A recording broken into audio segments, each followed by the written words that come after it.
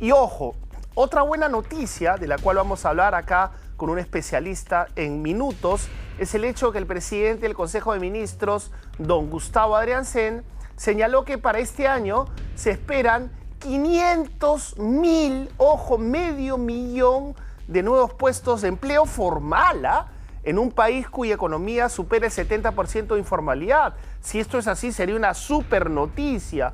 Ojo, esto es lo que proyectan para el próximo año las industrias que aumentarán sus actividades, ¿no? Al realizar un balance de la gestión del gobierno durante el 2024, el titular de la PCM destacó que el año empezó con un crecimiento negativo de 0,6%, pero luego revirtió la situación y cerró con un crecimiento de entre 3.2% y 3,4%. Y es que hay varias cosas, ¿no? En el tema macroeconómico, hay que decirlo, sí, gracias a la Constitución del 93, por más que les duela a tantos, hay una solidez, por supuesto. Estamos más o menos bien en términos macroeconómicos, a pesar del déficit fiscal, que es otro tema que vamos a hablar, y a pesar de la informalidad que no cesa en el país, es el país más informal de la región. Entonces, hablar de 500.000 empleos formales, además con la rigidez de las normas laborales, es bien complicado. Por eso, Germán Lora, un abogado laboralista especialista en el tema, nos va a ayudar a dimensionar la veracidad de este anuncio del premier Gustavo Adriancén. Buenos días, doctor Lora. Buenos días. ¿Cómo le va? 500.000 empleos formales suena utópico, ¿ah? 10% de la población formal, ¿no? Es decir, más o menos somos 5 millones en población formal, el 10% es un montón. Sí. Sobre todo en un país donde iniciamos el año con aumento de la remuneración mínima vital. Además. Que todo el mundo señala, los especialistas señalan que el aumento de la mínima vital, de la remuneración mínima vital, no afecta al sector formal. Porque el sector formal, un trabajador del sector formal gana 2.400, 2.500, con lo cual un empleador no se ve afectado. ¿A quién afecta? A los que quieren llegar a la formalidad, o a los formales que con la justa son formales. Claro, entonces, que es menos de la tercera parte de la PEA, ¿no? Correcto, ¿no? Entonces, lo que quiero decir es que se cree que el aumento de la remuneración mínima vital va a afectar o va a beneficiar a los trabajadores del sector formal cuando los trabajadores del sector formal ganan por encima del mínimo vital. Entonces, cuando vemos el número de 500.000 y vemos el aumento de la remuneración mínima vital, no, son contradictorios, ¿no? Un poco contradictorios, porque ¿a quién afecta? Al empresario, al micro y pequeño empresario que está luchando por ser formal. Está ahí con la justa. Con la justa, y entonces la meta me la pone más alta. Y entonces para llegar allá ahora a 1.130 es mucho más complicado. Es contradictorio, ¿no? Claro, pero digamos, estamos hablando de la agroexportación, por ejemplo, o la minería, que podría generar, que son las industrias que más van a crecer, podría generar estos puestos, pero ¿usted cree que 500.000 se ha ido de boca, Adriancén? Lo que pasa es que a veces en el gobierno se cree que los puestos de trabajo son estos puestos de trabajo temporales que crean los planes de gobierno en las regiones para hacer una avenida, para hacer una pista, para arreglar una carretera. Algo muy sencillo cuyo plazo es breve. Cuyo plazo es breve y cuyos trabajadores muchas veces no están en la planilla, sino que es un tema del dinero que da el Estado a un gobierno. ¿Eso le llaman formalidad? O sea, allí le llaman puestos de trabajo. No sé si le llamen formalidad, pero por lo menos son puestos de trabajo temporales de 1, 2, 3 meses, pero que lamentablemente no están en la formalidad. Claro, porque el premier ha hablado de 500.000 puestos formales y yo quisiera que usted explique qué significa ser un suertudísimo trabajador formal en este país, porque realmente es una lotería tener un puesto formal en este país, donde hasta las grandes empresas hacen modificaciones de contrato, hacen maromas para no meter a planilla a sus trabajadores. Sí, un puesto de trabajo formal sí. No solamente significa el cumplimiento de todas las obligaciones formales. ¿Cómo cuáles? Como el pago de la remuneración mínima vital, por lo menos, el pago de 2 gratificaciones en julio y en diciembre, los depósitos de CTS, todos los temas de seguridad y salud en el trabajo, ser sujeto de inspección de la SUNAFIL, AFP, todo lo descuento de AFP, salud, ¿no? Claro. Utilidades. Utilidades, si es que la empresa tiene utilidades, y todo lo que engloba una relación laboral. Estabilidad laboral. Ese es el tema, ¿no? Ese es un tema, después hablamos de eso, ya, porque eso es una gran conversación pendiente en el Consejo Nacional del Trabajo, porque por esa estabilidad laboral se impide que más gente ingrese al sector formal. Correcto, a lo que yo quería llegar, ¿no? O sea, fuera del todo el tema económico que uno como empresario tiene que presupuestar, y que lo hemos ido mencionando y seguramente la lista es mucho más larga, el tema en el Perú, un tema álgido en el Perú de hace ya más de 20 años, es el tema de la estabilidad laboral. Los trabajadores tienen una especie son dueños, una especie de dueños del puesto de trabajo y que en muy pocos casos el empleador puede desvincularlos. Puede despedirlos y si lo hace tiene que pagar una indemnización, que es lo que corresponde. Pero, ¿por qué la indemnización laboral tiene que ser revisada? Perdón, la estabilidad laboral tiene que ser revisada. No es tanto de que el empleador cuando decide desvincular a un trabajador, solamente el perjuicio es un perjuicio económico para el empleador o el beneficio es un beneficio económico para el trabajador.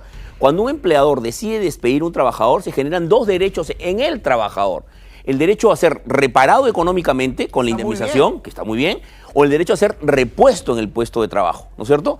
Y ¿quién elige por qué camino voy? Es el trabajador, no el empleador.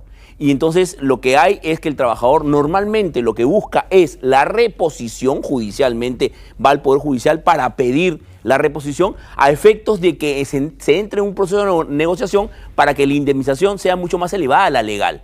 Claro. Si cuando tú me despides a mí, yo lo que hago es entro en un proceso de negociación para no reponerme en tu empresa porque si es que no hay falta grave. Si es que no hay falta grave, lógicamente estamos hablando de falta grave. Una decisión unilateral de la empresa. Correcto, ¿no? Y que la decisión unilateral muchas veces la empresa pasa por temas de productividad o de no necesidad del puesto de trabajo. Pero ese trabajador no se desvincula, sino que puede solicitar la reposición en el puesto de trabajo. Pero por otro lado, también pensamos estos empresarios mercachifles, ¿no? Van a despedir a diestra y siniestra si se quita la estabilidad laboral. Entonces, ¿qué nos asegura a los trabajadores formales que no nos metan una patada ya sabe dónde y nos dejen sin trabajo? Lo que pasa es que tenemos que entender que el empleador es quien tendría de alguna manera que decidir cuándo yo necesito un trabajador o no, ¿no es cierto? Independientemente de comisión de falta grave, ¿ah? Y si yo no necesito, definitivamente tiene que haber una reparación económica. Y esa debería ser la consecuencia de un despido que no tenga una razón válida para ocurrir, ¿de acuerdo? Habría que revisar si la indemnización está bien, el monto es correcto, si habría que elevarlo, pero yo creo que tenemos que permitir que los empleadores puedan, por razones de productividad, como en muchos países, de eficiencia, de no necesidad del puesto de trabajo, de situaciones complicadas económicas en la empresa, que yo pueda desvincular a un trabajador y repararlo económicamente como está ahora o mejor. Que no sea tan caro despedir a un trabajador. Que no sea tan complicado, más que caro. Complicado. Ahora, ¿por qué? Porque, digamos, el lado social de ese aspecto del poder despedir a un trabajador es, pero van a despedir a diestra y siniestra. Esa es una sospecha válida.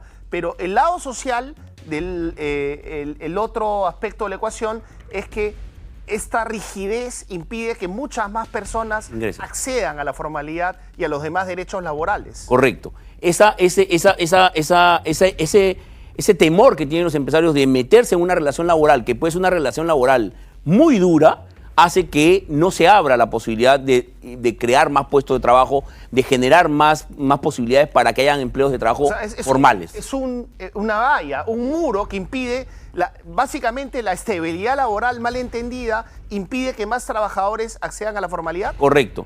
Y además la estabilidad laboral la estabilidad laboral como tal es una figura que se da en pocos países. El Perú es uno de los países más inflexibles en materia laboral en el mundo. Tú conversas con cualquier argentinos, con chilenos, con colombianos, con mexicanos, y se quedan horrorizados cuando tú le dices que el trabajador tiene la posibilidad de reponerse en despidos cuando el empleador necesita ser flexible para ello, ¿no? Entonces, como tú muy bien has enfocado, no solamente es una flexibilidad para hacer que las relaciones laborales, que el empleador tenga la posibilidad de, en situaciones económicas complicadas, desvincular trabajadores, sino para hacer una relación laboral mucho más sencilla, para que sea mucho más accesible y puedan generarse puestos de trabajo formales. Estamos impidiendo que más peruanos y peruanas tengan derechos laborales y que solo los tengan unos pocos. Sí. O sea, así hay que verlo, ¿no?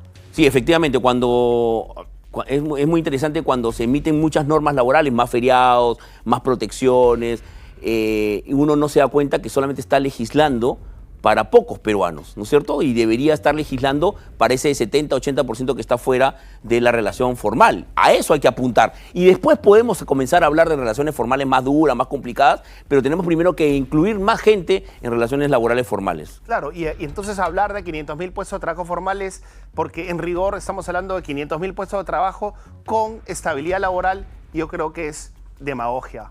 Sí, yo creo que sería interesante saber cuál es la fórmula que van a utilizar y además sería interesante que también el ministro de Trabajo opine en relación a este tema, porque si lo opina el ministro de Economía, sería importante que el ministro de Trabajo... La última antes de despedirnos. Tiene que ser, esta gran conversación sobre la estabilidad laboral tiene que darse en campaña, ¿no? La campaña que se viene. Sí, yo creo que a veces nos quejamos mucho de los temas laborales y decimos que los temas laborales están mal llevados y hay muchos problemas, pero nunca es una materia de discusión interesante en campañas políticas. Creo que es un punto que hay que tocar de todas maneras. Como muchas otras. Muchas gracias al doctor Germán Lora por ayudarnos a dimensionar este anuncio y lo que es en general la formalidad laboral, ¿no? Gracias. Mari, contigo.